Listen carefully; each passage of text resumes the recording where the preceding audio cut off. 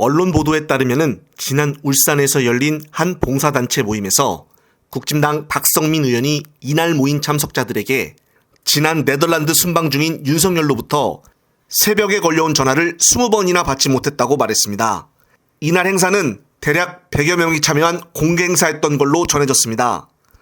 우선 당시 박 의원이 얘기했던 녹취록 내용을 들어보면은 네덜란드에서 계속 전화를 저녁 11시부터 한 2시까지 그 이후로 앞서고 이 밖에도 한 울산 지역 정치인은 박 의원이 평소에도 대통령과 새벽까지 술을 마셨다고 자랑했다고 전했습니다.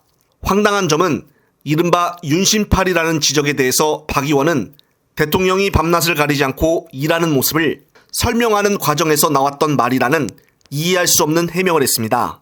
정말 갈수록 거듭되는 윤심팔이 논란에 민심은 싸늘어져만 가고 있는데 다른 한편에서는 전혀 다른 세계가 펼쳐지고 있는 것 같아 한숨만 나올 뿐입니다. 특히나 지난번 한겨레에서 윤석열이 김기현한테 통화를 했다는 것도 그렇고 녹취록에 나온 박성민 얘기처럼 자신한테 전화를 수십 차례 했다고도 그렇고 도대체 하루에 국진당 의원들이랑 전화통화를 몇 번이나 하는 것인지 이것이야말로 진짜 국진당의 당대표는 윤이며 이런 것들이 당무 개입이 아닌가 의심을 안 할래야 안 할 수가 없습니다.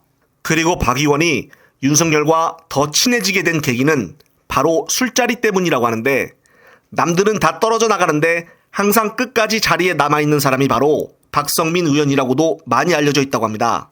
예전 이준석 전 대표와의 화해 사진에서도 보듯이 박성민 의원도 같이 술을 먹고 있는 장면도 있었습니다. 다음으로 앞선 내용과 관련이 된 해당 영상 보시고 이어가겠습니다. 본인이 막 그때 술 후보 시절에 막 입맛 따시면서 술 따르는 영상도 있었고 굉장히 좋아하시는 거 이제 국민들이 다 알잖아요. 그러면 이쯤 되면 이쯤 비판 받았으면 전 이쯤 되면요 술 안 먹습니다. 아니, 솔직히 아니 국민들이 그렇게 싫다 그러고 국정 운영에 방해될까봐 국민들이 좀 끊어달라 그러면요 앵간하면은 술을 뭐 몰래 먹든지 좀 자제하든지 하는 게 우리 보통의 성정이거든요. 네. 날짜를 한번 따져봤어요. 이게 그 11월 24일에 그 술자리가 있었더라고요. 김건희 여사 명품 수수 의혹과 관련된 녹화를 했던 시점과 굉장히 맞물리고요. 그 녹화 전에 네. 장인수 기자가 대통령실 쪽에 질의서를 넣었어요.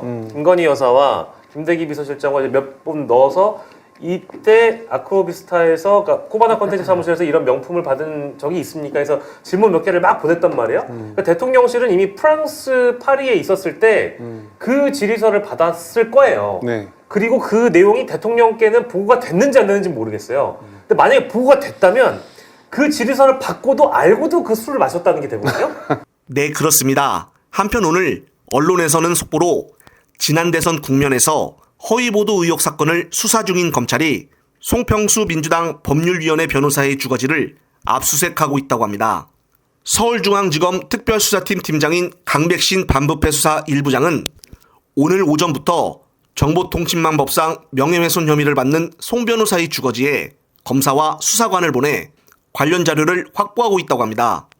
송 변호사는 지난 대선 직전인 지난해 3월 허재현 리포액트 기자가 최재경 녹취록을 근거로 허위 내용을 보도하여 윤석열 명예를 훼손하는데 관여한 혐의를 받고 있다는 것입니다. 50억 클럽 최재경은 아예 수사조차 안 하면서 검찰이 또 어떤 공작을 펼치려고 하는 것인지 정말 놀라운 점이 명예훼손으로 압수수색을 한다는 것은 우리나라밖에 없을 듯합니다. 이제는 압수수색이란 말을 들으면 누가 뭔 잘못을 했을까라는 생각이 드는 게 아니라 검찰이 누굴 또 조리돌림을 하려는 것인가라는 생각이 들게 됩니다. 그것도 2년 전 대선 관련 문제이고 게다가 익숙한 이름인 강백신 부장검사라고 하니 딱히 할 말은 없습니다만은 계속적인 이런 보도로 내년 총선 때까지 끌고 가 민주당에게 악영향을 끼치려고 하는 것이 아닌가는 의구심을 가질 수밖에 없습니다. 반대로 민주당은 이런 악조건 속에서도 내년 총선 기간이 끝날 때까지 늘 긴장을 풀지 않는 모습을 보여야 할 것입니다. 특히나 총선 결과는 선거 전 2주가 가장 중요한 기간입니다. 따라서 앞서 말한 내용처럼 총선 대비 후보자들은 어디까지나 입조심과 행동조심을 해야 되는 것은 기본이라고 보여집니다.